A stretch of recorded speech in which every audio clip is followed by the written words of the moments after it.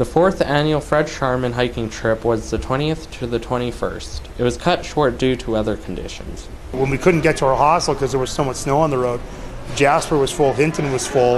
The only other option was either going back to Edson, which is 2 hours away, over some icy roads, or we headed into BC, which is only an hour away.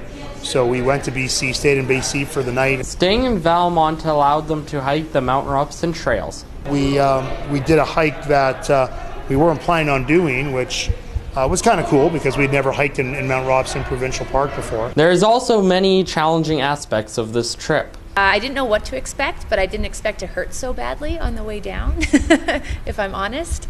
But they were great. Just positivity and positive attitude about everything was really great. And the people that came this year, they knew that even though we got one hike out of it and we had to leave early, that they'll still make it what it is. Hiking the mountains allows you to see views you wouldn't be able to see driving. It's gorgeous. There was times where no matter what direction you looked, all you saw was mountain, and there was no sign of civilization. It was amazing.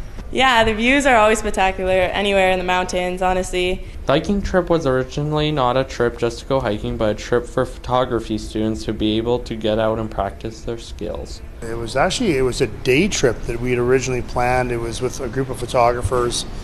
We only went to Elk Island on the very, very first trip way back in the day, and that had sort of evolved to a trip to Drumheller, and then we said, hey, maybe we do an overnight trip to the mountains, and then that kind of started happening for a few years, but it was mainly for photography and video students.